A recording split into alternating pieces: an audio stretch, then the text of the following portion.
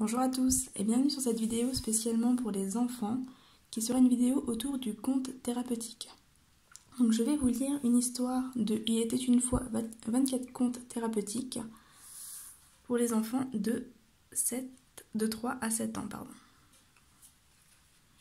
Alors l'histoire que j'ai choisie ici, c'est l'histoire de Loupio, le petit brin d'herbe et le vieux chêne. Pour cette histoire, je vais vous demander d'être au calme avec votre enfant. Il faudra idéalement avoir une montre ou quelque chose pour pouvoir mesurer le temps, notamment pour les exercices qui durent chacun 30 secondes. Voilà, ça vous permettra d'avoir un point de repère, parce qu'il y a des exercices notamment de respiration. Voilà, n'hésitez pas à adapter en fonction de votre enfant. Ici, donc c'est une histoire pour les 4 à 7 ans. C'est possible de la faire avec des enfants de 3 ans en suivant leur rythme. Voilà, ou juste en les laissant écouter l'histoire. Il n'y a pas forcément besoin de mettre pause pour les exercices, parce que du coup, pour chaque exercice, je vous inviterai donc à mettre sur pause pour faire l'exercice durant le temps donné. Et voilà, si vous avez des questions, n'hésitez pas à me les mettre en commentaire, j'y répondrai aussi vite que possible, comme ça vous pourrez faire l'exercice ensuite avec votre enfant. La vidéo de toute manière restera sur la chaîne. Alors ici, c'est un exercice pour permettre en fait à l'enfant de s'identifier au petit brin d'herbe et pour l'aider à trouver du courage en lui, à trouver la force d'avancer et d'affronter ses peurs. Par rapport à l'histoire, donc je laisse ici le livre du coup en visuel pour que votre enfant puisse suivre les images en même temps.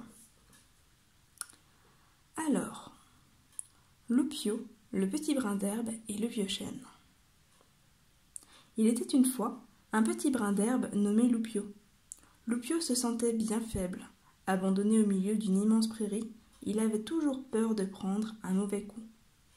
Loupio disait toujours « La pluie qui mouille, le froid qui gèle, le soleil qui brûle, les gens qui me marchent dessus, mais qui me protégera ?»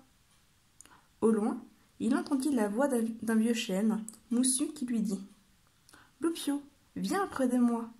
Traverse la prairie, tu seras à l'abri sous mes feuilles. » À ces mots, Loupio regarda à droite, regarda à gauche, gonfla ses petits poumons, tout verts, souffla un grand coup et hop, se mit à courir dans la prairie en direction du vieux chêne. Pour cet exercice, dites à votre enfant de faire comme Loupio, de se donner du courage, de gonfler sa poitrine en inspirant par le nez, puis de souffler un grand coup.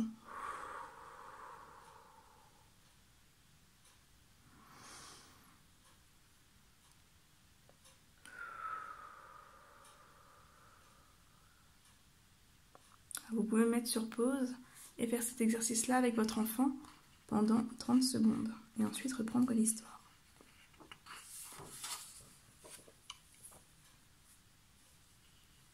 C'est alors qu'un gros nuage noir, qui avait l'air furieux, déboula du fond de la vallée.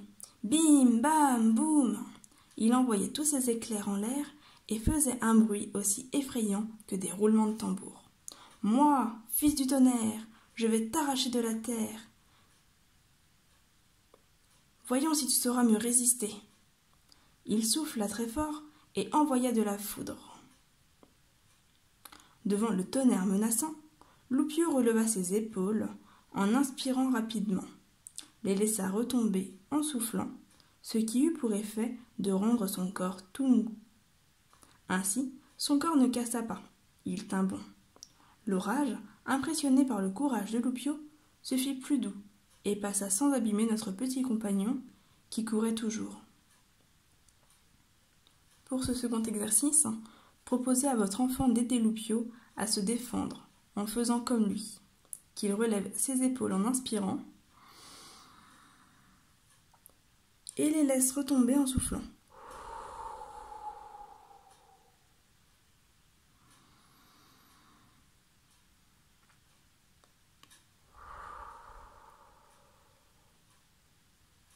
pouvez mettre la vidéo en pause et faire cet exercice pendant 30 secondes. Le calme revenu, déboula une petite coccinelle rouge et noire, pleine de vie. Elle chantait « Ouizou, ouizi, ouiza, coccinelle-ci, coccinelle-ça » et vint se poser sur le corps de Loupio, ce qui le fit courber un peu. « Moi, petit insecte coloré, je te ferai plier. Voyons si tu sauras me résister. » Et la coccinelle sautilla sur Loupio comme un gymnaste le fait sur un trampoline.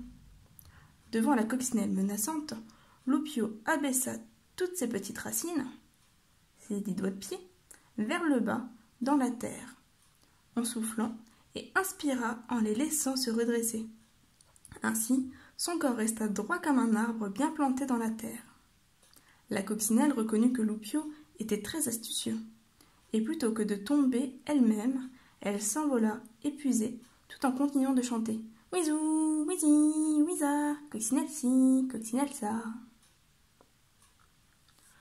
Pour ce 3e exercice, proposez à votre enfant d'encourager encore Loupio en abaissant ses petits doigts de pied vers le bas tout en soufflant, puis en les redressant tout en inspirant.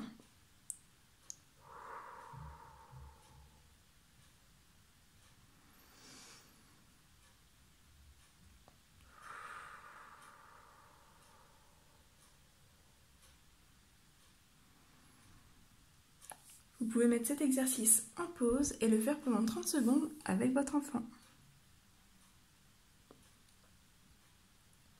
Plus loin, dans la prairie, à petits pas silencieux, doucement, s'approcha un joli renardeau à la queue toute rousse. Miam, gloups, miam, gloups.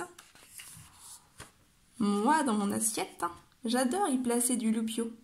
Et surtout, du loupio de course, dit-il. Devant le spectacle de ses dents acérées, Loupio ferma ses beaux yeux et resta totalement silencieux pendant quelques instants.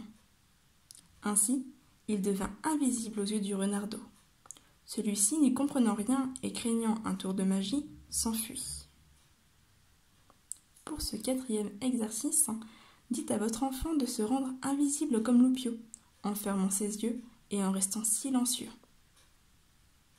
Vous pouvez le faire pendant 30 secondes.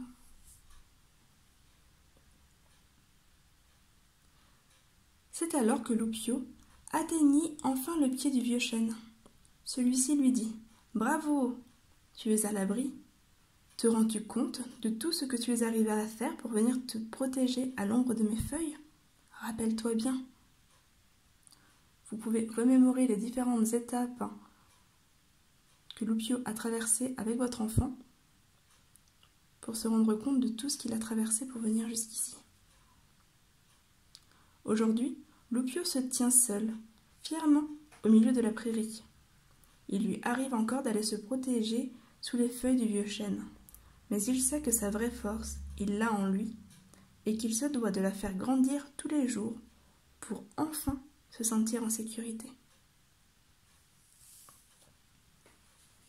Voilà pour l'histoire de Loupio. Il y a maintenant un petit dialogue thérapeutique que vous pouvez avoir avec votre enfant avec différentes questions à poser au sujet du conte mais également au sujet de lui-même.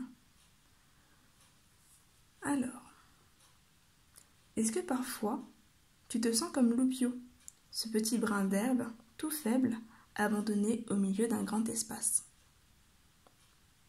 Vous pouvez mettre sur pause après chacune des questions afin de laisser votre enfant vous répondre.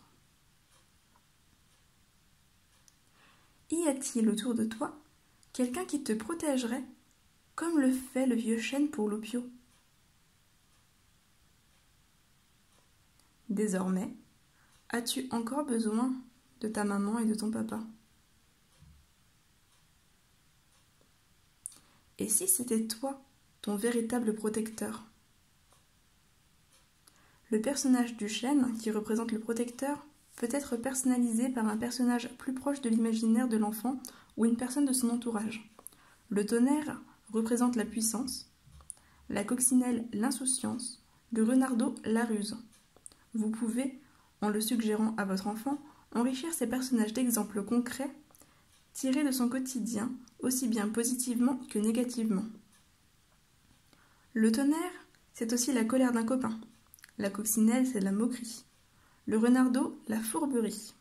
Laissez votre enfant en parler. Vous pouvez aussi changer de personnage en gardant le même type de caractère.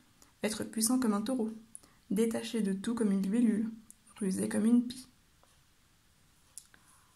Voilà, j'espère que cette histoire vous aura plu autant qu'à votre enfant. N'hésitez pas à me faire un retour et à poser vos questions en commentaire. N'hésitez pas à la partager si vous pensez qu'elle peut servir à d'autres enfants.